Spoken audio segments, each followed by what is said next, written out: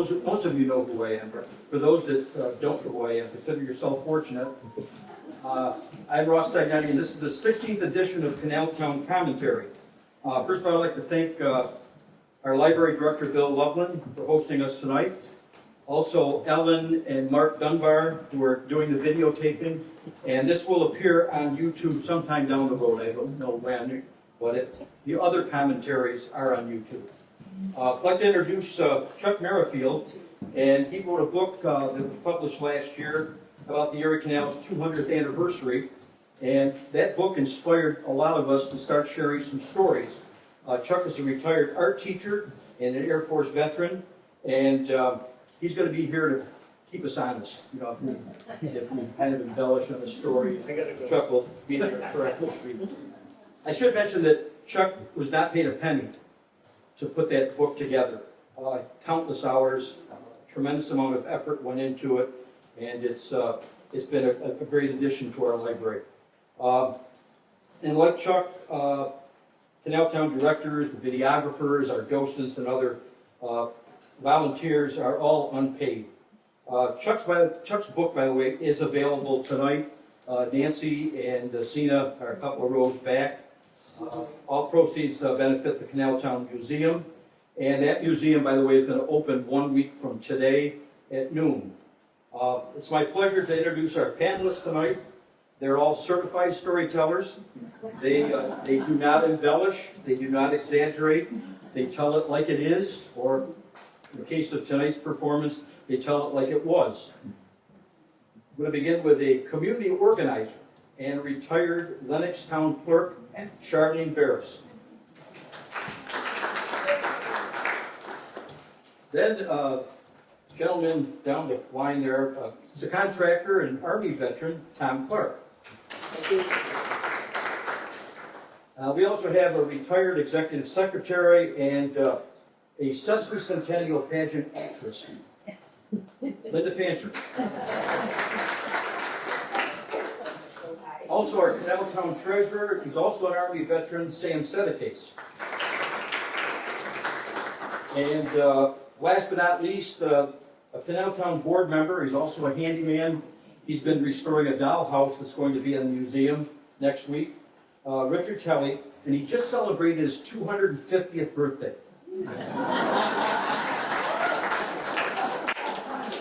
Claims to be the ghost of Nathan Roberts, who was born on March 28th, 1776. So he's older than the United States of America.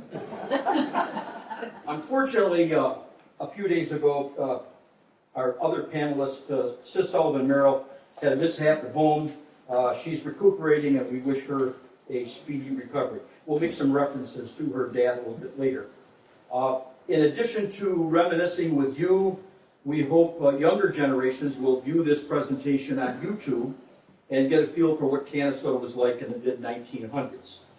Audience participation is encouraged. Don't be shy. Share your stories with us who will attempt to share our stories. Like Nathan Roberts, our nation is 250 years old this year. We've had other historical celebrations, and I've got to find my booklets here. They've been commemorated, where all of it is, but anyway, the sesquicentennial book was published, of course, in 1960, marked the 150th anniversary of Canastota's birth. And then in 1985, this was the 175th anniversary. And the next one, we should have the bicentennial of Canastota in 2010, the 200th anniversary. And then, of course, there's Chuck's book, which commemorated the 200th anniversary of the completion of the Erie Canal.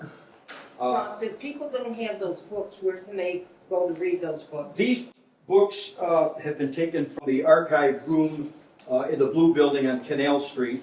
And once we finish with our renovations and we get things in order, we hope to open up an archive room where the public will be encouraged to come in and they can use these materials for research purposes. We have multiple copies of especially the sesquicentennial book and the bicentennial, of course, Chuck's book.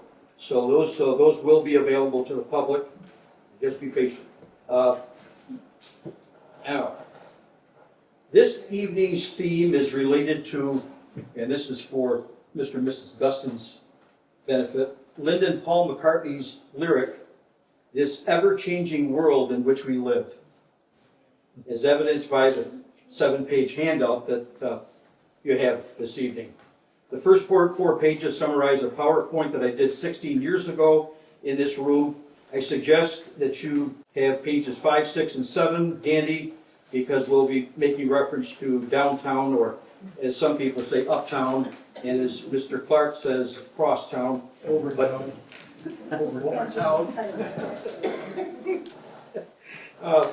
The addresses on the diagrams are basically from Canal Street to the railroad. Most of the names are first floor businesses, and I do have to make a correction or an addition. 149 South Peterborough Street apparently has recently been occupied. There's a business consultant in there, and I think I read the name somewhere on an email or something or other. What's her name? I'll find it. Okay, it's a Jen Farwell, and it's a small business hub of some sort, consulting firm. So at least we got another storefront that's back in business. Since this is a Canal Town sponsored event, I'm going to start with Sam Sedecase, and Sam's going to tell us a little bit about how his ancestors arrived in Canastota. Sam? I got a story that my mother, Mary Sedecase, which most of you probably remember from Joe's Seafood fame, told me when she was 6 years old, and the year was 1916. She, her 2 older sisters, mother and father, lived in East Syracuse, and he worked on the railroad. My grandfather desired to do farming again, so he said, I know somebody in Canastota that says this is a good opportunity for us. So he had a wagon, loaded up all his furniture with a horse. My 2 older aunts who were teenagers and grandfather sat in front, and my grandmother and my mother, who was 6 years old, sat on top of the furniture, and she said they took the towpath of the Erie Canal to come to Canastota, and she was so scared that she was going to fall into the water. But I vividly remember that story of her first journey into Canastota, and that's... How many people in the audience, just show of hands, know who the first person in their family to come to Canastota? I have a vague notion of my grandparents coming from Sicily. How many really could pinpoint and say, my grandparent or my uncle or whoever? It's kind of interesting. Moving right along. Every time I've attended the November downtown celebration and parade in Canastota, I get nostalgic, I get sentimental, and I have to admit, I sometimes get emotional. Kind of takes me back to a time when the business district was buzzing, to borrow a word from the Journal. Charlene, please tell us how the event developed and what kind of preparation goes into it. We started the event in downtown Canastota around 2018.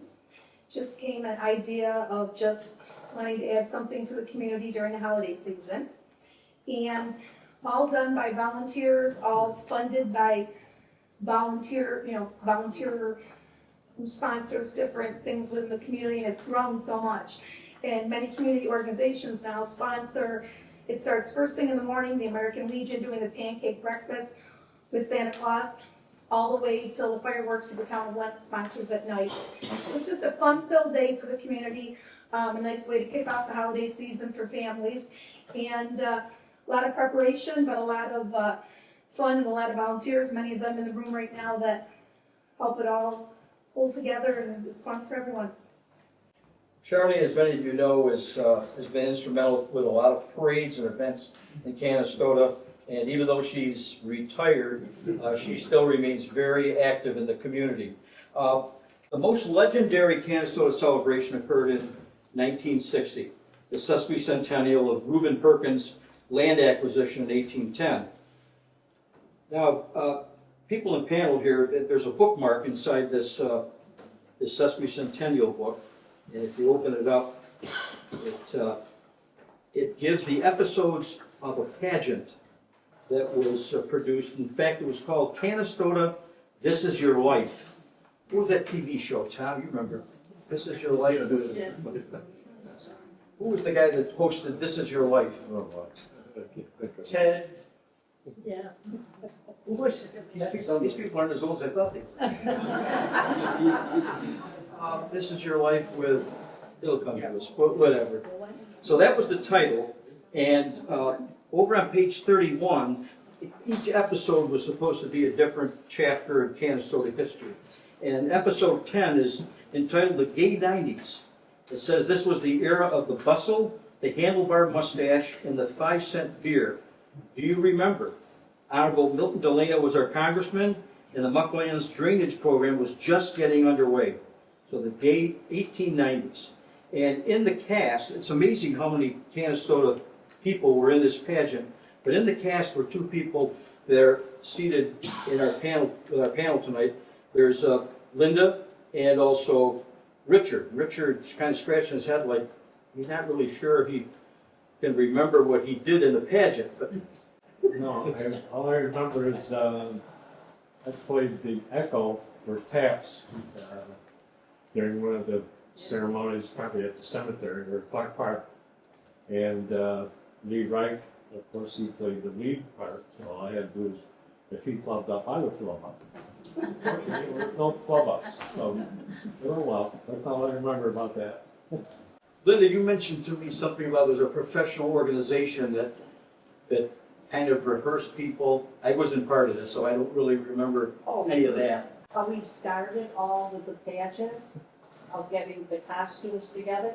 Well, when the program director that put this pageant on came into town, people met at the Grange Hall on Center Street, and he assigned the episodes you were to be in and your clothing, your outfits and everything. So I always remembered, and maybe someone here was a cadet.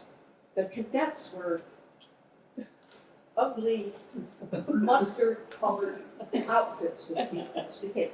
And cadets are listed here in one of them. I just wonder if anybody because I can't remember who was, but that was what I was interested in seeing. I don't know. But other than that, I mean, it was a great time. The hired works every night, and they had 4 pageants going before the big finale pageant.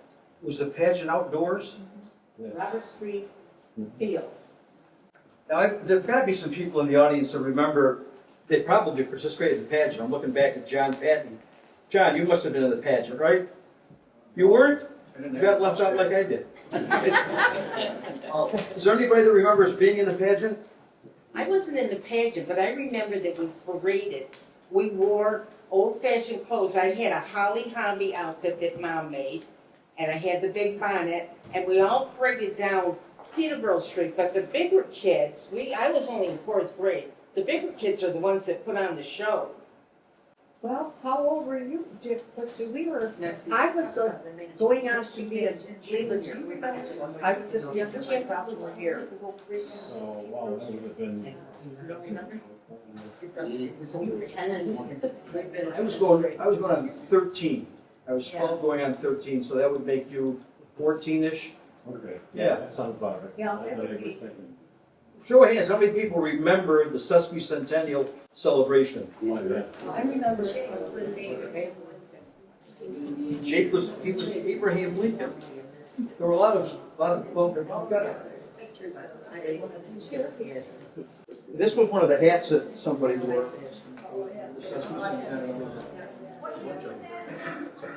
Yeah. 1960, 150 years after Perkins bought the land.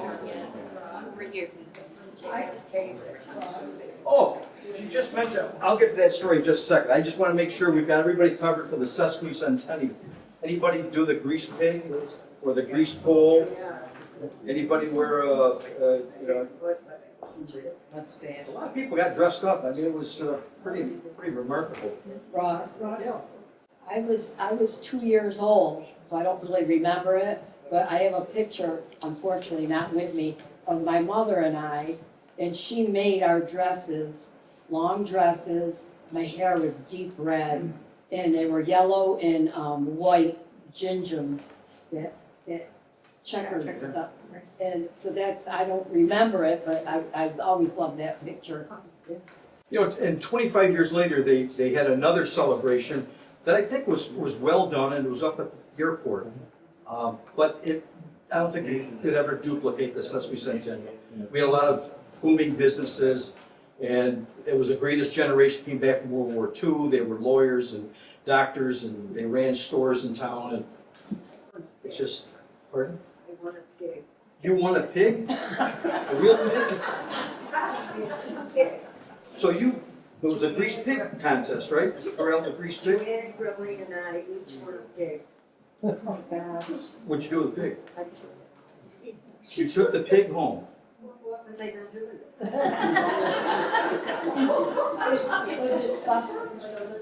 Fence around it, and I couldn't wait, I had an 18-month-old baby, and I couldn't wait for him to wake up to see the pig.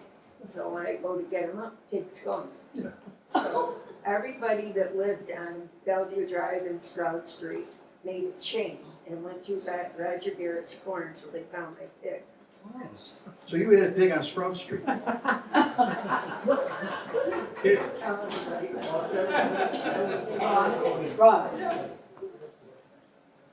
Oh, yeah, okay. This is Melody oh my God. and her mother, my Aunt Mary Ann. Gorgeous. It's kind of blurry though, yeah, that was cute. That was, I love it. I forgot about the animal.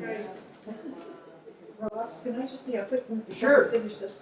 For anybody that is interested, if you go online, you can see the parade, the Sesquicentennial Parade of 1960. Really? And you can see the people, I mean, it does go kind of with, but it's very interesting. When you can pinpoint people, where do you find that? I was looking for things, no, I just went on my computer and I said, Canastota Sesquicentennial 1960. And then there was a video and it was a parade. So if anybody wants to, you can see it.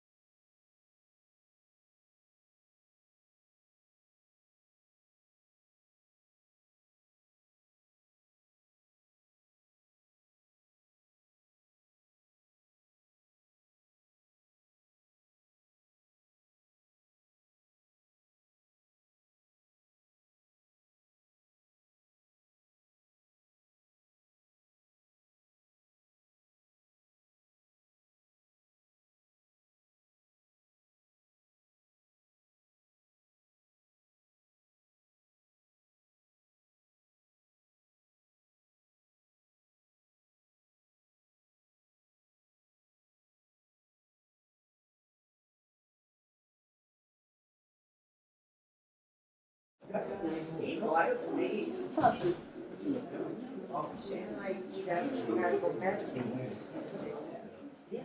Now, Suzanne just alluded to an event in 1960. I'll tell a quick story about the event in 1960 you were talking about. Maybe for the last time ever, Canastota had a presidential candidate come through town. Stopped right in the middle of Peterborough Street, had a bullhorn, gave a speech.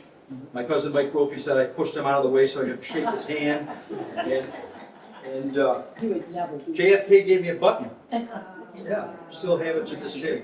And unfortunately, 3 years later, well, let's back up a little bit. Just a few days after he was in Canastota, he participated in the first televised presidential debate with Richard Nixon. He was in Canastota just a short time before that. But unfortunately, he was assassinated 3 years later. And then his brother was running for U.S. Senate. And he did the same thing. He stopped in Canastota. We were coming back from Hamilton. There was a Colgate seminar session. Bus driver let us off right in the middle of town. We went over and I probably pushed your brother out of the way again and shook Bobby Kennedy's hand. 4 years later, he was assassinated. Fast forward, my wife and I were at a rally in East Syracuse and Ted Kennedy was there. We shook his hand. 5 years later, he died. So if your last name is Kennedy, don't shake my hand. Okay. Ross, can I Yeah, say something? yeah. More memories about Sesame Centennial, because that was the Well, this isn't biggest. about this, but only on politics, I'm gonna jump in, because I also lose track here, but this reminds me of Joe Appolito. So Joe Appolito, when he would always be involved with politics, and I remember the downtown store on the corner, well, it's where the empty parking lot is now next to the bakery. But he would set up his little campaigns in there. And I remember going in there, and I still have them to this day, Nixon bumper stickers and Nixon pins that he would have in there for people to go in there and get. And I saved them, and I save everything from when I was born, so I still have, actually, I think they're in a 101 bag from, I remember going in there and getting, when you said that, it reminded me of like getting Nixon bumper stickers and Nixon pins. Joe Appolito was a collector of historical Yes, memorabilia. he was. Antone would be his son, Yes. Antone Appolito. And he's got quite a collection of, Yeah, sorry, off base there for a minute. Oh, no, that's- You were talking about- any other memories of the Sesame Centennial? Because it was by far the biggest and the best. I rode the donkey downtown, And his name was Truman, right? and his name was Truman, and my sister was like a mule driver, and I rode so. One of many times. 13. Where did they find it? Oh, He found the pig back in the cornfield, put him back in the fence and made sure it didn't come out, and I thought I was gonna keep him. And one day, and I was like expecting a baby momentarily, and this Langer's truck pulls in my driveway. Oh, no. Rang the doorbell, and I said, yes. He said, I'm here for your pig. I said, what? No, you can't take my pig. Well, your husband said to take this pig. Oh, we took the pig, and it ended up in Laner's frozen food locker. Oh, until she was Were you on that TV show Green Acres? Remember Green Acres?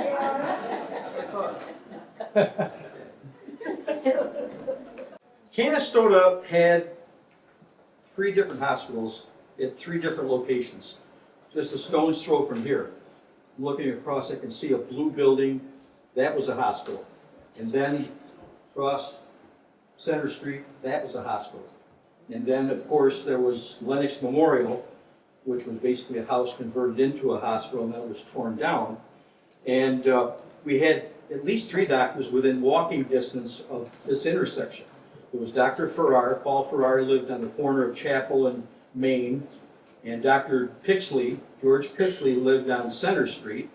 And of course, Dr. Sullivan had his office in what used to be a hospital over yonder. Since Doc Sullivan's daughter couldn't be with us tonight, I'm going to ask my wife Kathy to share her experience in Dr. Sullivan's examining office. Well, first of all, I'm sure many of you were patients of Dr. Sullivan, and he also made house calls. And when you had, you know, a little prescription, you would shake pills in a little white envelope and give them to them. And that was in the 50s, and then in the 60s, you would go to the office and have your appointment. And when you went in the office, he had a big glass ashtray on his desk, which was filled with cigarette butts. But he also had a cigarette in his mouth. He smoked cherry tips. Now, you just come right over here and he would check it. Yeah, he's smoking the cigarette while he's examining you. But you couldn't beat Dr. Sullivan. I'm telling you, all of them, Dr. Pixley, Dr. Ferrer, all of them. We were so fortunate to have so many, you know, wonderful doctors in this community and stuff. But yeah, smoke while examining. Okay. The Clark family, there were 8 kids, and apparently, when they needed Benadryl, they got it by the quart. Okay, but you don't tell this story, just.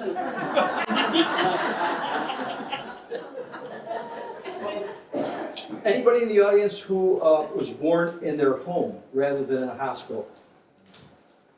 I guess they're not as old as I. One? You were born at home? Yes. Do you remember who the doctor was, or who told you who the doctor was? Well, this is Washington DC. Oh, okay. Washington DC, they were born in home. My mother was born at home on Souder Street, and I went on a wild goose chase for a passport looking for information about her, and I checked with Charlene, and Charlene couldn't find it, so I went to Syracuse, spent 3 hours at the galleries. They had all of her other relatives, but no sign of a birth certificate. Then I came back, and Charlene had been misplaced. There were sticky notes on it and whatever, and I discovered that she was. And that, by the way, the reason I've done some of these interviews is because of a time I spent with our grandmother, Mary LaJudas, and I didn't have pen and paper, and she was telling me all this information, including where my mother was born. I forgot. And I said, you know, someday I'd like to interview some either family members or friends and get this on tape. And thanks to the Dunbars, we've done that a number of times. One more quick story. We have 4 granddaughters, and the youngest from New Jersey was visiting, and she went over to the window and she looked across the street, and I said, "Yeah, that's where your grandmother was born." You know, she was born in Lenox Memorial Hospital, which had been torn down and replaced by a dental office. And Lauren said, Grandma was born in the dental office? I have one quick story. Sure, go ahead. My Aunt Josephine Mizuchi said a case. She was born in the farm on Indian Opening Road, I think around 1920, and the doctor came down, delivered the baby, and then my grandfather, being so sociable, brought out a gallon of wine. And the last part of the story, he never recorded her birth. It took her 20 years to get her birth certificate. Always had homemade wine. Yeah. Any other doctor stories? Because I'm sure I've overlooked a bunch of doctors over the years. What happened There was to Dr. Benadryl? Nicole Tree and Benadryl story. the Benadryl story? I'll tell you later. It's not fit for public consumption. I don't want to take up any time. Dr. Sullivan, when he moved to Kansas, when he came to Kansas, I had just been born. I won't tell you how many years ago that was. It was a long time. And Dr. Farrar delivered me. He was also my godfather. He was engaged to my aunt. And then he told my parents, I'm sorry, this baby's not going to make it. And so my grandmother, having heard that this new doctor came, sent my aunt to go get Dr. Sullivan. And he came to my grandmother's house. He stayed for a week. He took care of me, brought me back, and he, of course, meanwhile, he's getting used to Italian cooking. And then meanwhile, he started dating my younger aunt. So he made out, you know, pretty good. To the day he died, he always called me sis. But he was just wonderful. And that's where he spent a whole week in their house, eating and taking care of me. Well, Sis had stories to tell about her father missing church because he was, off somewhere to deliver a baby Yeah. at somebody's home. Yeah. So. This is This isn't about Dr. Sullivan, although he delivered my oldest, Michael, who's 62. And every day at the hospital, he was born at Lenox Memorial Hospital, and they didn't have doors. It was like a wooden frame with a material in it. And Gilbert Tornator, we called him Gibby, was the janitor there.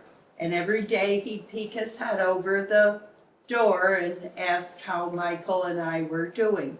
And I stayed 5 days in the hospital, unheard of today. Yeah. Well, I was always impressed with Dr. Pixley made house calls. It wasn't until later on I realized that Dr. Pixley was almost directly across from where we lived. We were at 126 Center Street, and he was just a few doors away on the other side of the street. And Sullivan. But I'm sure he made house calls all over the area. We'll move on to just a different subject for a moment. On the site that's now the industrial park on the north side of Route 5, Canastota had an airport.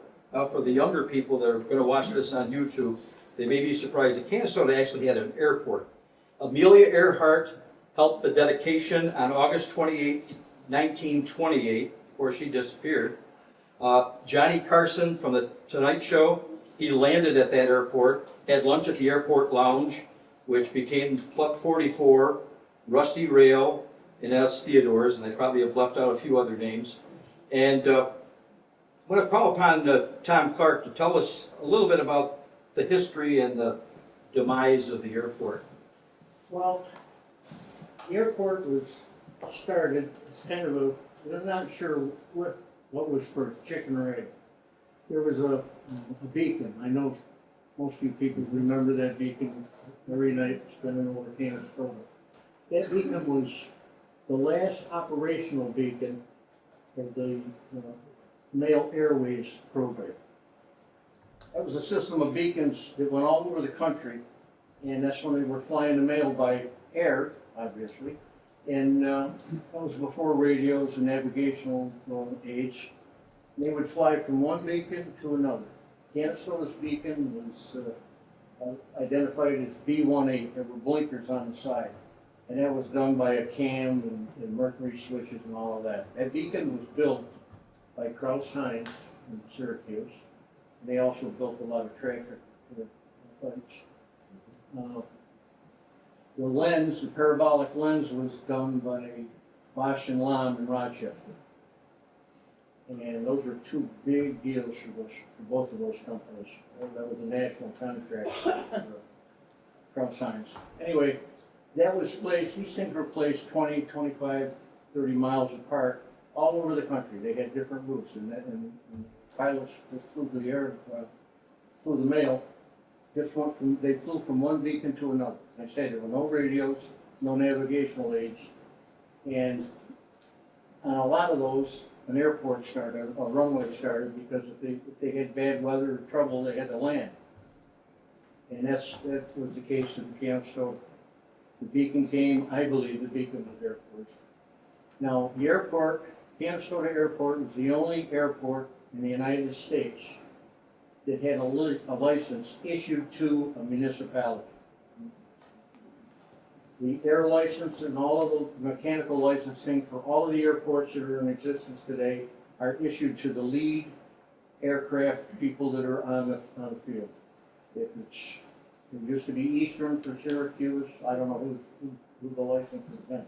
Canastota had the license issued to Canastota. It was issued by the Department of Commerce. FAA was not even in existence when this happened. And little by little, the airport grew. We had a lot of ups and downs there, no pun intended.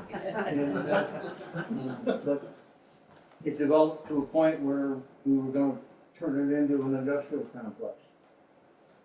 We've got that up there now, we just don't have the runway in the airport. Was the beacon right there at the airport? What's that? The beacon was right there at the airport?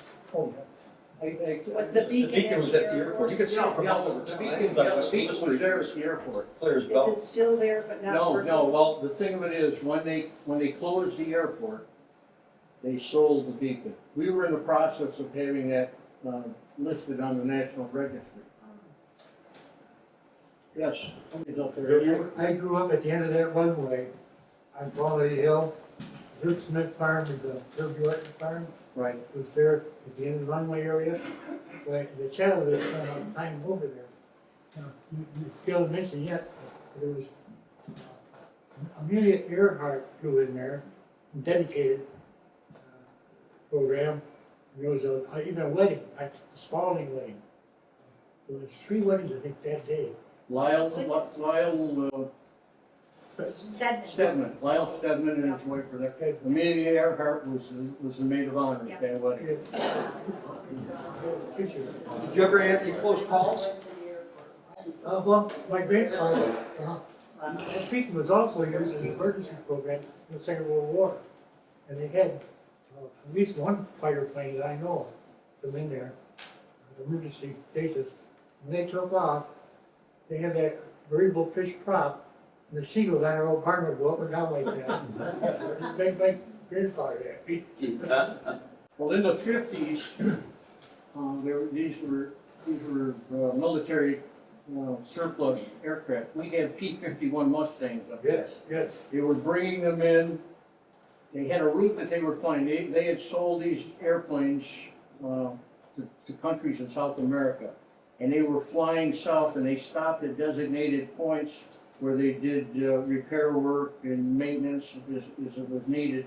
And eventually they wound, some of them went to Cuba, some of them went down into Argentina. Canastota had, I don't know, I think 6 of them up there at one time that were not able to continue the flight, so they used them as parts. And Butch Jimbastiani, who had a great career in the Navy, and I spent a lot of time in those P-51s, flying them all over the world in our imagination. It's a great time. But the airport, it came up on, we had it on a program when the government was going to start a whole new regional, Northeast regional revamp. They were going to take the traffic that was congesting the New York City airports and break it up and scatter it out. The overseas planes would come in and they'd be low on fuel, and down there the traffic they had to fly a helical descent.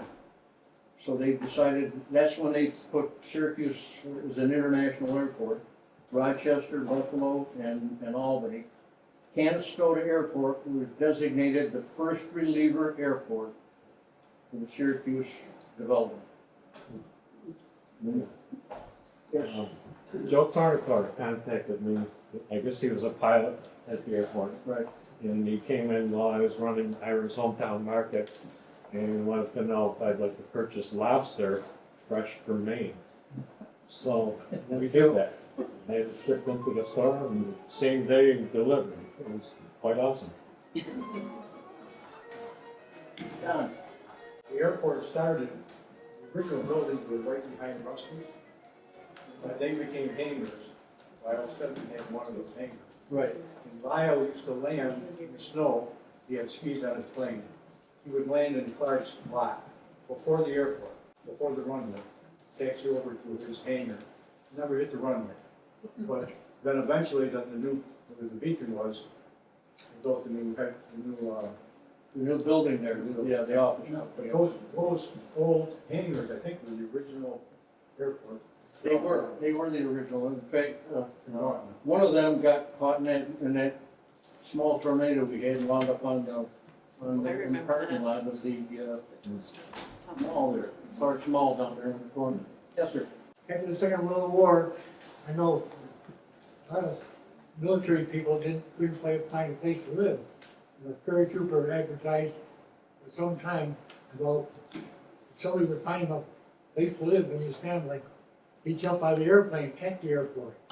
And they had a German air parachute over there. I watched them unfold that thing in front of the plane and test it all out, check it all out.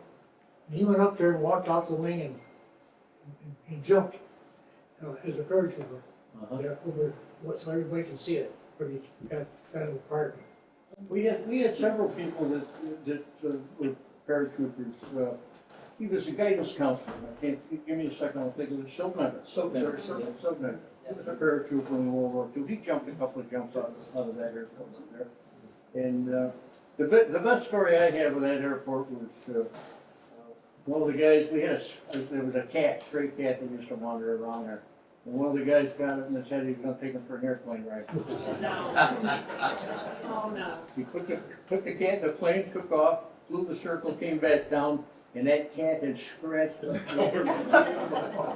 Let me out of He here. can't let nuts. That's some good stuff there. Some of those Mustangs, those P-51s, were owned by a guy in East Syracuse by the name of DeFerrio. He ended up selling them to Fidel Castro for $1 million.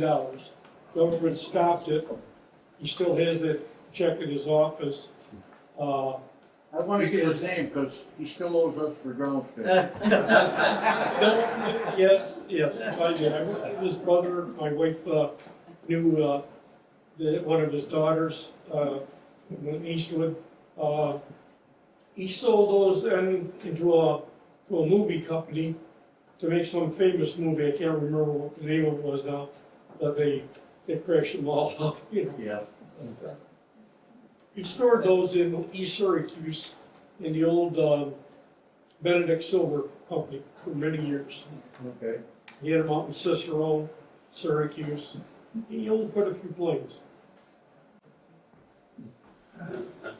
Lyle was our next door neighbor, and he used, this is before, I know we had a hangar here in Florida, but he would take in the back of his house, this big garage, he would pull his plane out, he would ask one of the neighbors, usually it was my father, who's the next door neighbor, come on, John, come over and help me, put the wings on the plane, because it went in without him, went on the plane, then he would drive down Tobin Drive, go up Salt Springs, because it was an airstrip up there. He would take off and then go to Canastota, wherever he was gonna go. So he would take the wings right off in the backyard, put them on, and then go fly the plane, yeah.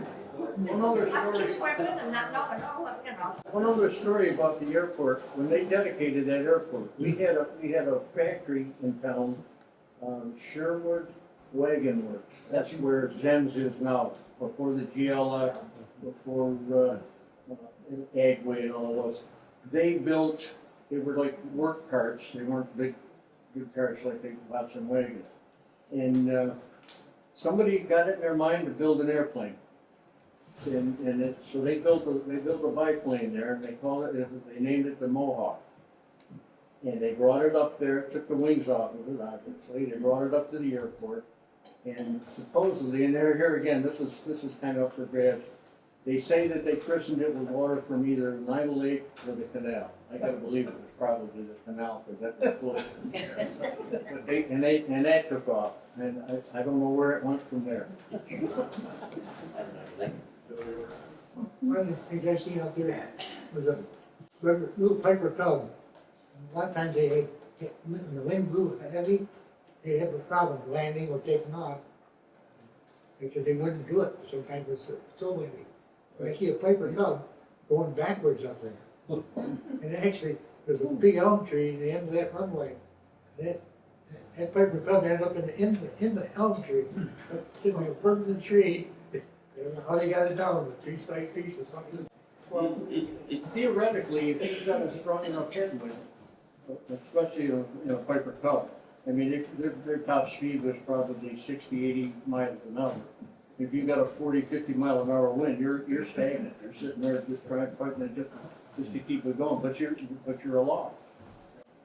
You had some real good people flying up there too, like Bill Sharp. Yeah, Instructor. He was one instructor. Heinz was another one. there were a lot of fluid instructors up there. Bill Sharp, Mr. Herbal. My father's president had a plane up there, yeah, and that's the only time I remember flying out of Canastota Airport. Jim Hurdle used to fly. He always had an airplane. Right. Keep it in United County Airport, but they flew in and out of Canastota all the time.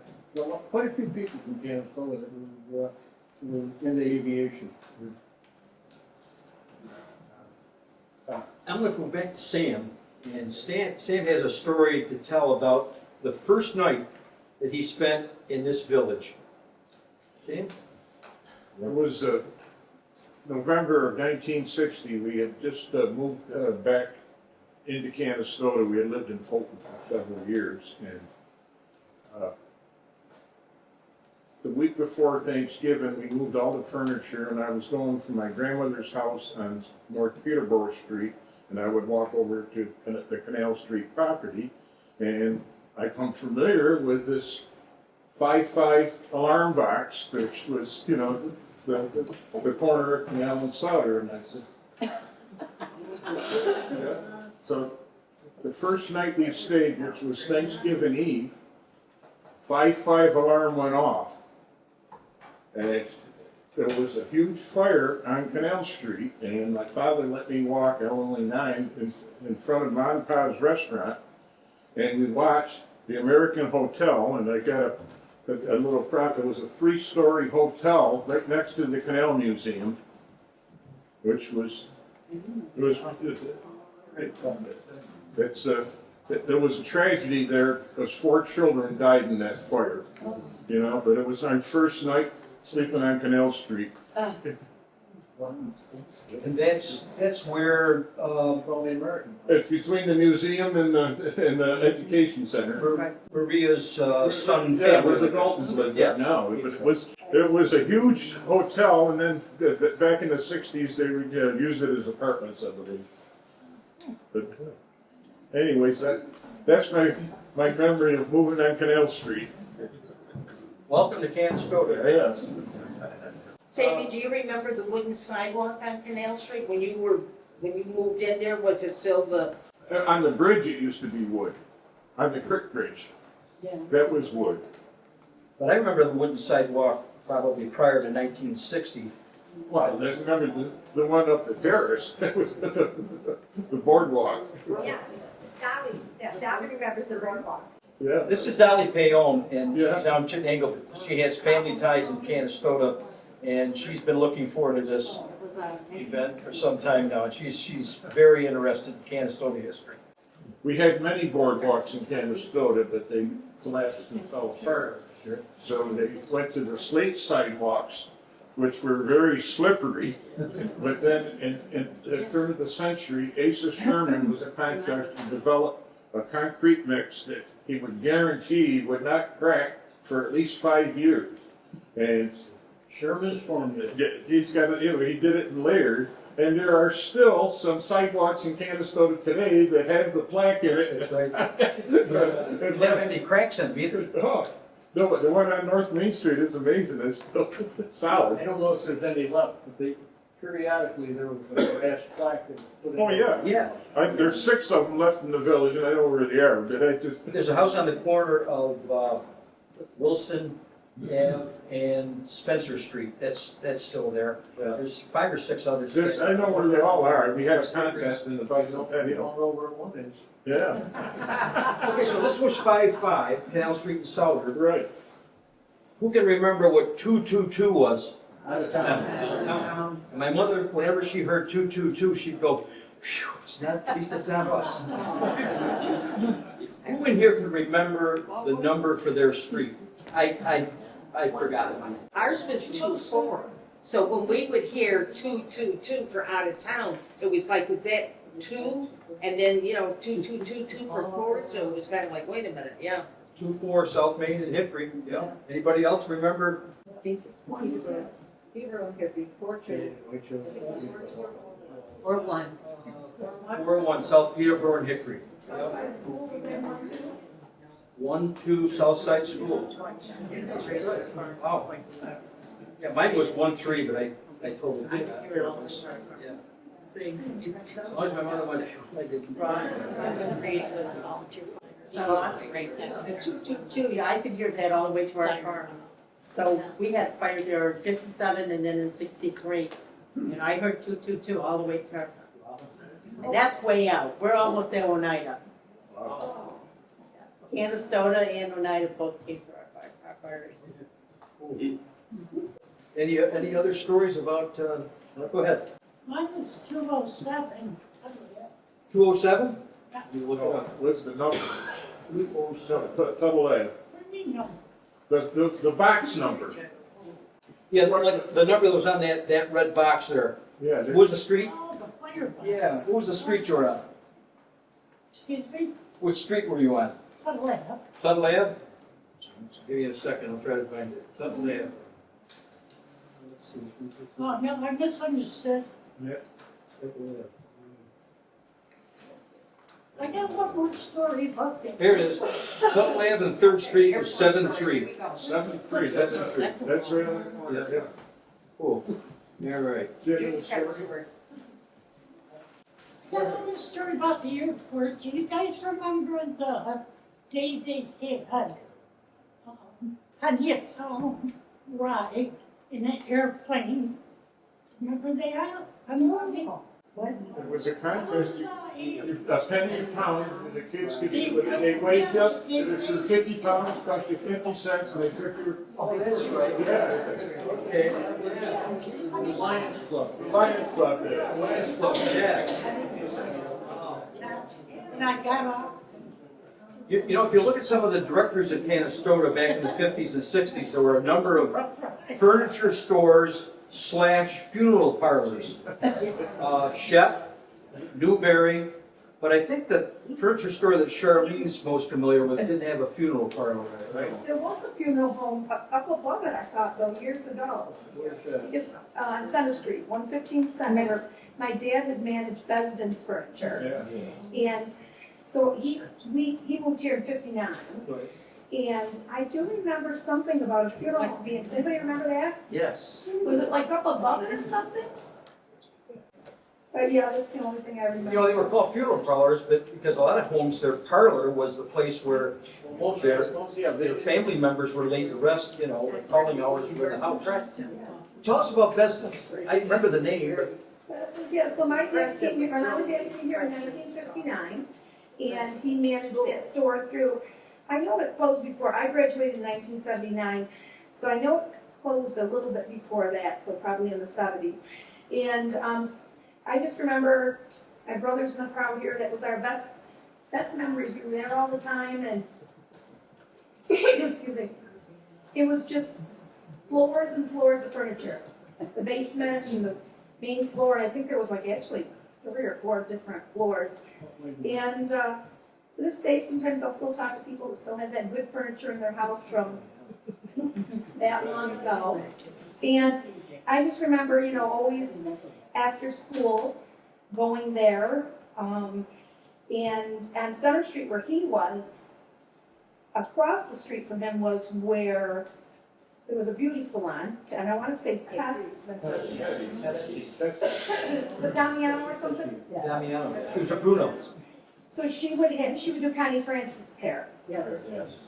And Connie Francis would come into town, and I remember when she would come into town, and then they, you know, my father would know. Sometimes it seemed like it was a Saturday or something, and I remember getting like an autographed picture of her and everything, and never really knew who she was till I got older.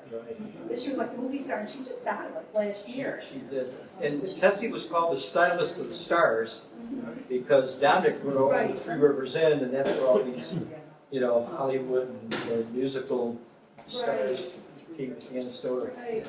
Cool. Across the street from that. It's across the street from Tussie's. Yeah. Norm Marsh's barbershop.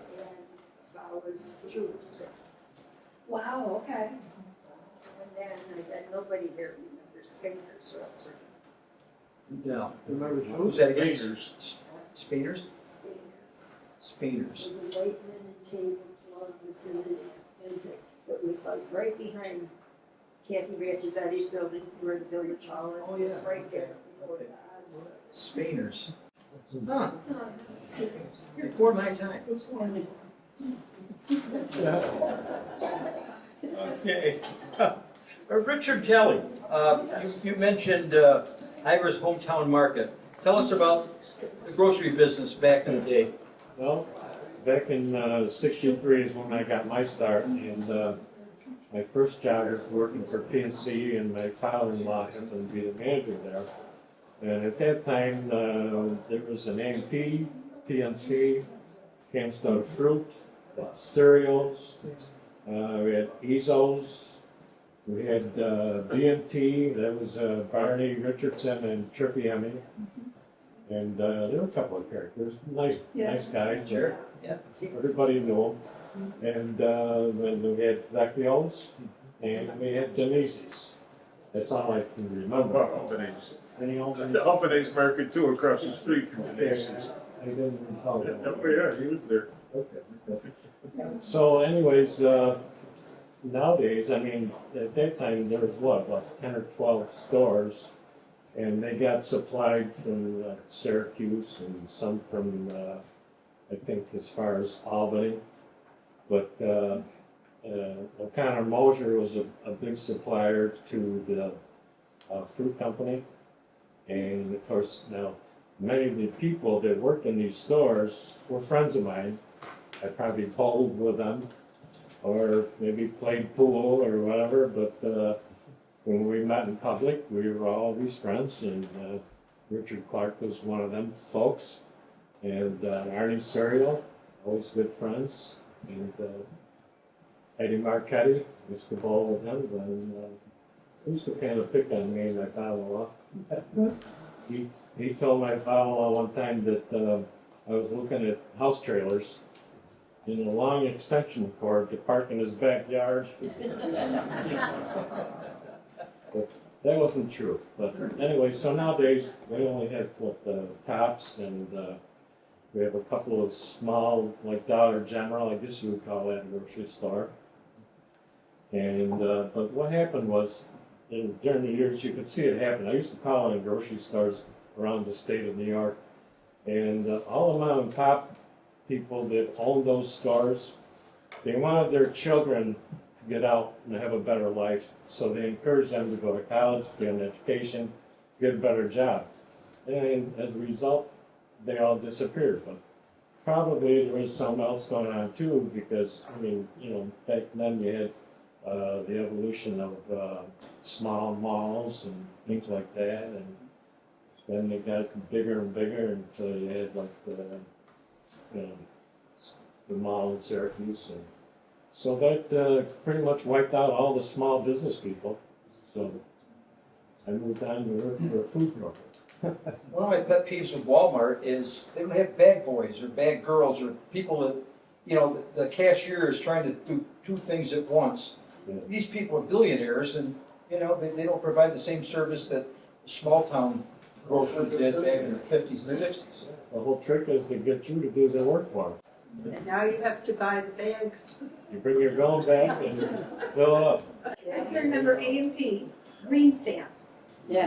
I can remember you get the book and that was like a thrill to fill that book with a green stamps and then go to the store. Now, my brother and I were talking about this. I thought there was a green stamp store in Chenango. He thinks there was one in Syracuse. Does anybody remember where the, I know there was one in Redemption Store. yeah, redemption store? There used to be one on, I believe it was James Street in Syracuse. Yeah. Okay, And in Rome. And Rome, okay. Rome, one Rome, yeah. Okay, yeah. Yeah, The that's nuns fun. in St. Patrick's in Oneida bought a car with trading stamps. Okay. I'm not kidding. We were all asked to hand the trading stamps instead of, you know, our parents trading it in for a lamp or whatever they Yeah. would get and stuff. And it took a few years, but they got a black Ford station wagon with trading stamps. And this was in the 1960s. Oh my gosh, I love it. Remember that, Tammy? Yes, I do. I remember kids there looking at I got a trivia question for you. Before this location, where was the Canastota Public Library located? What building? You're close. Right next door. Yeah, The White Elephant. right. The White Elephant. Yeah, okay. The White Elephant building was the first public library. Now, does anyone know why it was called the White Elephant? Yes. Who named it the White Elephant? That's right, it was a loser. Yeah. Well, yeah, I mean, people thought that it would never last, and Right. Dominic Bruno said, okay, fine, we'll call it the White Elephant. You know, Yeah. and it certainly was successful for many, many years. I think, speaking of that building, I think in the museum, there's a picture of a rowboat in front of the White Elephant in the creek flood. Wow. You have to find it. Oh, it was flooded. Richard, you were a bartender there, right? Yes, sir, that's true. So what happened was, actually, those have a lot of fond memories. Number one, it was, my wedding reception was there. And I have another friend, Donnie Argentine, and his wife were married there, Rosie. And I was really feeling quite well at their wedding. And I went to kiss the bride, and we fell over a bar stool. We both ended up on the floor.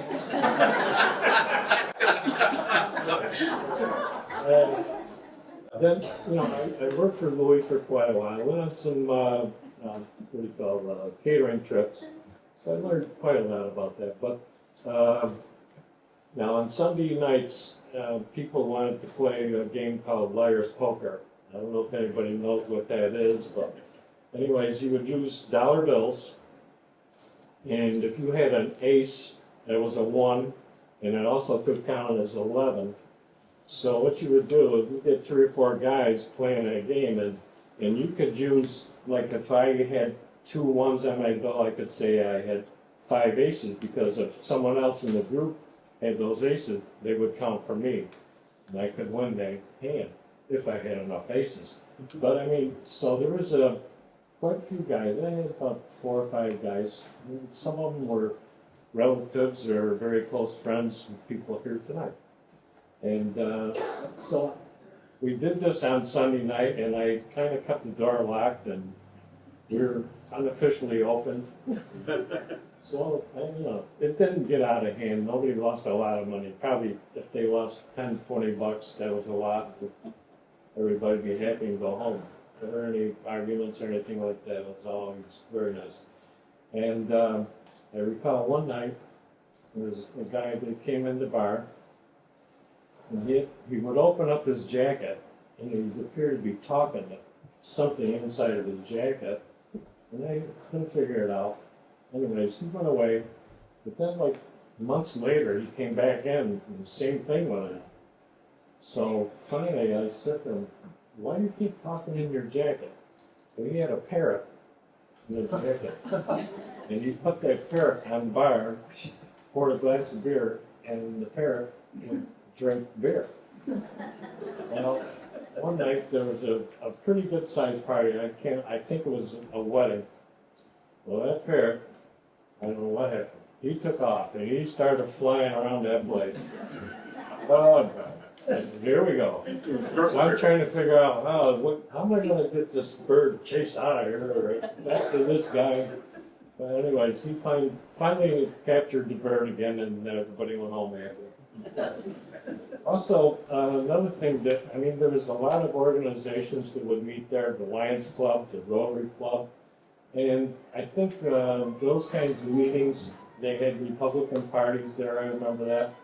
And I think that kind of clientele kind of set the atmosphere for the place. So, I mean, when you were there, you felt like you were high class, man. You know? Yeah. When you It was mentioned a the nice Lions, place to go. when you mentioned the Lions Club, it reminds me of, I remember growing up, and again, this would have been like in the 70s, probably early 70s or maybe later. They would come around and sell brooms. Remember, they would sell brooms, and I don't think, was it just candy too, or there was a couple things that would come around and sell. Yeah. So yeah, there was quite a few characters that would come in, but like I say, I remember like Freddie Marquez, he used to come in there and he always had to act like Frank Sinatra, and, sing and whatever. But it was a lot of fun being there. So you think back, we had a lot of community groups that did a lot of things. Yeah, and they were very active. I was doing a little research and I found the letters IOOC for one of the spots on Peterborough Street. That was what, the International Order of Oddfellows. That was another fraternity. Well, the Grange. Yeah. The Grange is a big organization. Back at the 30s. And the JCs. You see, yes, until they built their own building. We did a lot in this community, there's a lot, that's why the Centennial wanted to go. All those groups pulled together. Good Gallup, Midnight, the Gallup theaters. So, yeah, a lot of good people. We're going to move on to a different subject now. I started kindergarten in this very room in 1952, and my first teacher was Mrs. Hines. And then I was moved up to the new Southside School with Mrs. Fancher. And I'm going to ask Mrs. Fancher's granddaughter, Linda, to tell us about her life and her career in education. Yes. Don't mind me if I read, I have. So that's fine. I got cheat sheets too. Okay. Okay, well, my grandmother was named Leila Mae Skinner Fancher. She was born in 1877 in Canastota, the daughter of Dolly Lewis and Fred Fancher. She was raised in Little Falls by her grandparents Skinner because both her parents passed away when she was very young. Her grandfather, William I. Skinner, was State Canal Commissioner, Section 4, for 2 terms, 1860 to 1865. She graduated from Little Falls High School, and in 1896 she entered Geneseo State Teachers College to teach kindergarten. In 1901 there was a vacancy in kindergarten with Mae Phillips in Canastota. She taught for 52 years in Spencer Street, the New South Side, and in this room, the library here. We had little tiny red chairs that she had ranged in a circle, and she sat at the head of it. And she probably, in those days, she probably read his stories. You didn't learn like they are today. But anyway, and Rossi will tell you, she would tell the stories. But when we were working in our little tables, she would come with this paste jar, this big, bigger than a mayonnaise. And she'd come to everybody with the tongue to serve. And she'd take that out, and it was a little piece of tape on a paper around our table. Now Rossi still smells the tape, he says. I can still smell the paste. He still Yes. Okay, Rossi. So anyway, I will tell you that we were here in this room. After this, in 1905, she married Fred Fancher. And then had a son, they had a son, Roger Fancher, and he married Pauline Wimmer. They had 2 daughters, they did Linda Fancher and Villa Pulverenti. In 1953, she retired. She received an alumni certificate for 52 years of teaching. Then she taught nursery school at our home on Peterborough Street for several years. In 1976, she passed at age 99. But I just want to say, in all of her years of teaching, she never had an 80. Only her last year, and that was Thelma Drew. And so, I believe that that's enough I need to say about her, but we had such great time. She lived with us. And after she lost her son, and we all lived together, and it was a wonderful. So she retired in 1953. So I was in her last class. Yeah. So there may be some truth to what my mother used to say, because my report card was not stellar. I remember busting up stuff in the sandbox all the time. And Linda brought in a picture of Mrs. Fancher's last class. Back then kindergarten was just half a day? No, 2 days. So it was a whole She day? had a morning class and then afternoon. Yeah, class. yeah, So half a day. Morning. Nancy Henry Pulverenti's in this picture, Yeah, among many I others. remember it was the last. Great. How many people remember Parents Drugstore? Parents Drugstore. It's on that 1957 downtown diagram.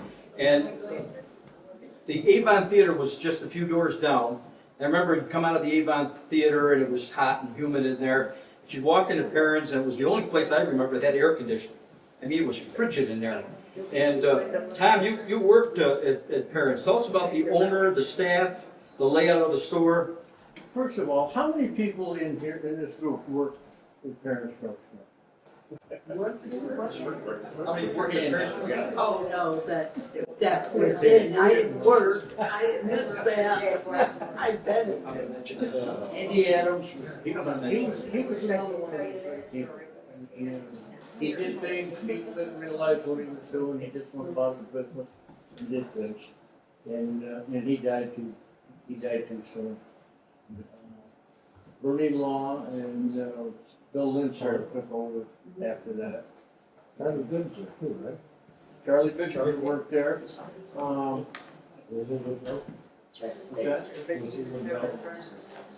Yeah. I'm trying to think. Is it 3 stories? The building had 3 stories? Yeah, that was a 3-story building.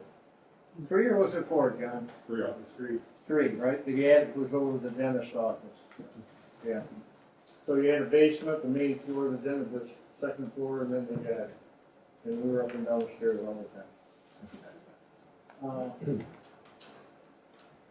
Trying to think, there was another pharmacist that worked there in Colorado.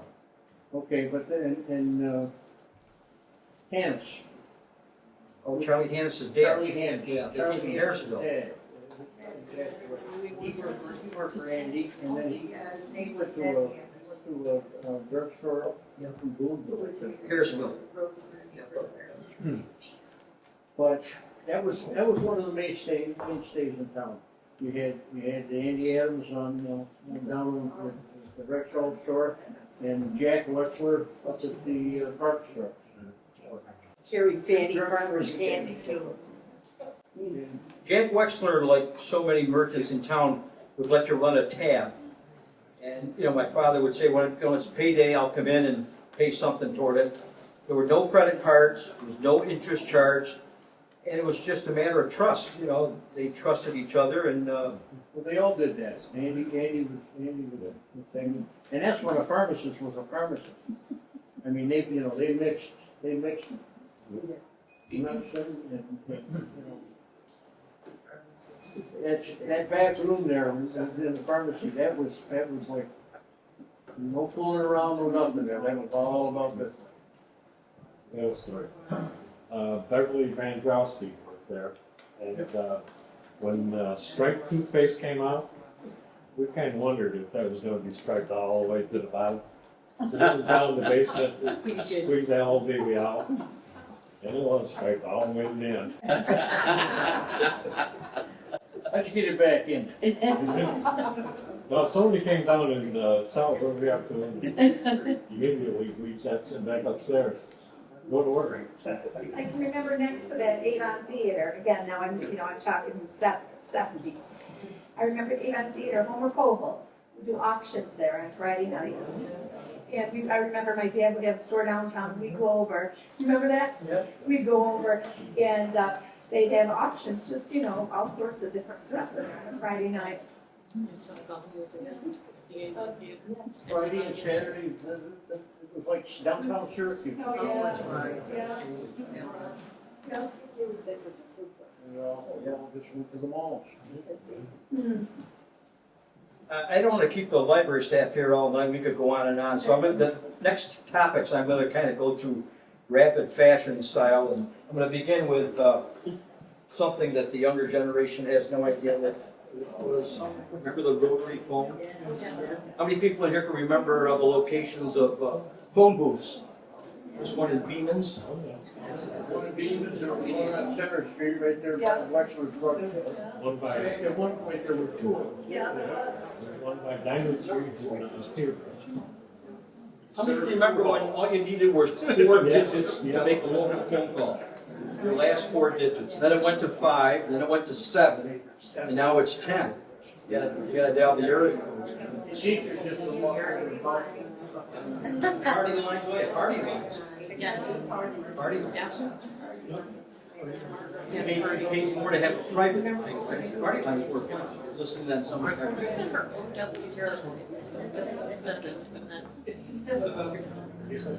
How about television in the 1950s? How many people in here had a color TV in the 50s? Anybody?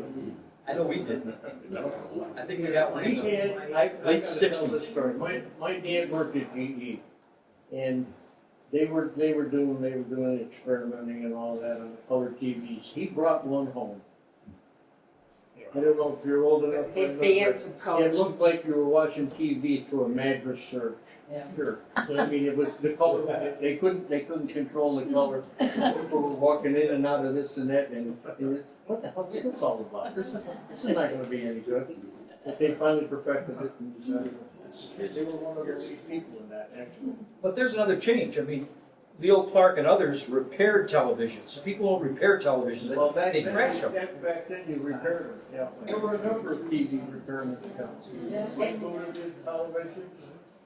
How about Floyd Damon? Yeah. Floyd Damon started out, he sold Dumont television. He started out repairing batteries down on Center Street. Center Street, I remember. That's how he started Yeah. out. And he branched out into the electronics, and then he got into the loudspeakers and had a sound truck. He was all over the place. And if you were running for office, you got a hold of Floyd Damon and the Hartman Field Day Parade. He was the official announcer there. How about full service gas stations? You know, in Canastota, I think the only place you can have somebody pump gas for you is at Quick Fill, right on the highway. But I'm thinking of Ange and Joe Finn. What was part of full service? What did they do?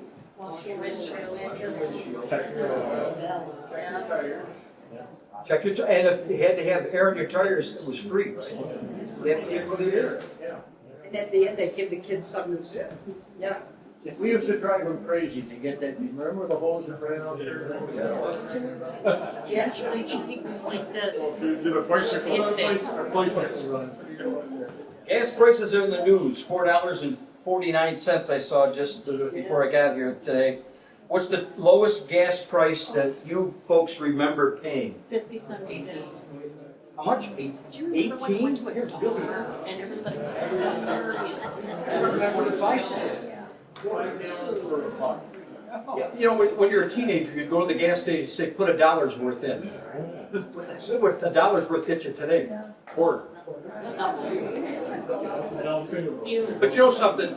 You know, we're reminiscing about, you know, I got down here nickel candy bars and baseball cards and penny candy and all that kind of stuff, but how much were people making back then? Minimum wage when I was a teenager was about $1 or $1.25. So it's all relative, I guess. You mentioned mom and pop stores, and I think you covered just about all of them. Did you have Penny Bianco on your list? I did not. Penny Bianco, cereal. Thalia and Tornator? Denise? Vecchio's? Yeah. B&T, Barney, what was Barney's last name? Barney Tricky on Yeah, how about the Tricky? Now, you mentioned one that is kind of a obscure mom and pop store off of Main Street. Gardeners. yeah. It was back behind the entry church. Dr. Farr's office, right? Near Farr's office. Remember the ton of chickens. Got the head off. Yeah. Those run around the parking lot. Put them in the boiling water, get the feathers out. Who remembers Aquino Shoe Store? Yeah. What was the feature of Aquino Shoe Store that was different from X-ray machine, right? You put your foot in there and help it. Had the same thing as Saul Fine. That's Salt Fine had an X-ray machine? Saul Fine had that machine, yeah. We'd go there every day after school, stick our feet in that machine. I can hear him now. Trent, the chips are not coming. They're not in the machine. Yeah. There's a store that's in Albany. It's all fine. Here's a little bit of trivia. Mr. Aquino and his son, Louis, they were the great-grandfather and the grandfather of the Major League Baseball commissioner. Rob Manfred's mother was an Aquino. Right. And he would spend time in Canastota. Back then, we were shoe repair. How many people have had shoes repaired? Really? A few years, I Mr. know. Stagnitti, yeah. The tiniest retail store in Canastota. How many people polish shoes anymore? That was my job on Sunday night. Still polish shoes? Really? How about car dealerships?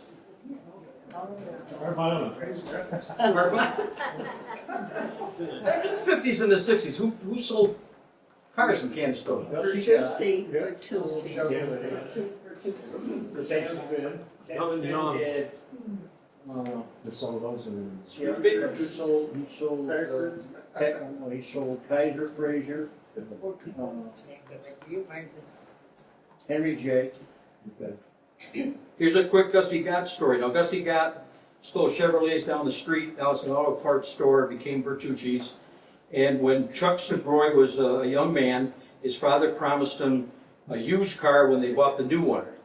And Chuck came home from school one day, and the used car wasn't there anymore. And his dad had the new car at work at Dime Molding. And Chuck got on his bicycle and went over to Gussie Gott, found the car, jumped into the car and rolled up the windows, locked the doors. Gussie comes outside, says, "Kid, what are you doing?" "It's my car." "My car? My father promised me this car."